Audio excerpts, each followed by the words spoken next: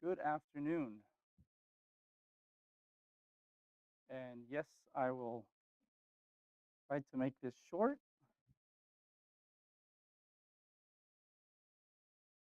And of course, it is very hard to follow, Mr. Brother Walker. But again, thank you all for it. Truly was an amazing weekend. Thank you all that helped, and it's always a team effort, of course. So thank you so much for your help. So I was thinking of how I could help to close off this weekend. Um, and as Brother Wesley mentioned earlier, he talked about preparation for the cross, submitting for the cross, and rejoicing for the cross. And this afternoon, I want to encourage everyone when we are there, when we kneel at the cross, that we never leave.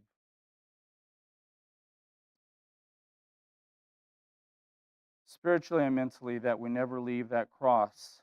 And my inspiration for this year's youth rally, which was Kneel at the Cross. Um, as the high schoolers know, we've been going through this book on Wednesdays, The Agony and Glory of the Cross. And Brother Charles Hodge is the one that wrote it. Um, and I'll be taking some things from his book.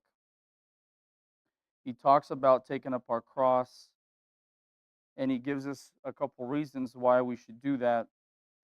And the one that I would like to focus on this afternoon is what he talked about, my cross is daily.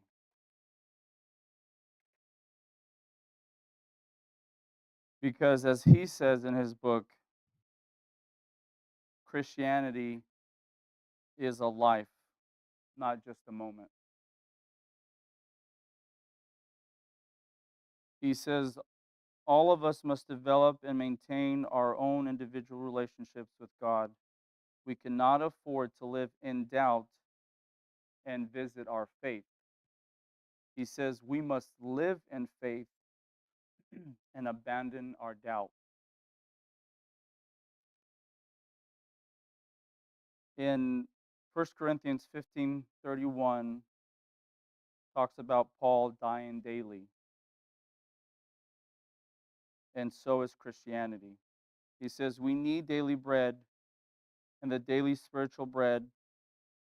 The early church had daily additions. A sinner, in order to receive salvation, must die to himself and take up his cross. These are two separate actions, not one. We can't confuse self denial with cross bearing. We need fresh forgiveness daily. Yesterday's forgiveness is not for today or tomorrow. I like how he puts this. We do not die once in conversion and stay dead. Daily death is a daily choice. We are to be Christians who are daily living a crucified life with Christ. As Christians, we are facing only one direction. We can never turn back, no longer have plans of our own, have minds through which Christ thinks. We have hearts through which Christ loves. We have voices through which Christ speaks. And we have bodies through which Christ serves. I like how he puts this: carry your cross until you find someone who needs it more than you. Then give it to him. And of course, in parentheses, he says, you never will.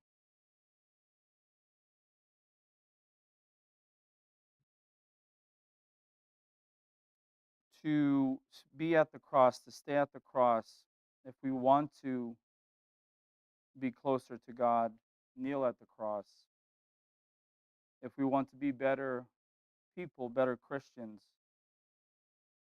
you must kneel at the cross and stay there. And if you want that better, abundant life, you need to kneel at the cross. and never leave. If there is a need, if you are struggling with something in your life and you need to go to the foot of the cross, or if you've never been baptized for the forgiveness of your sins, you could do so while we stand and sing the invitation.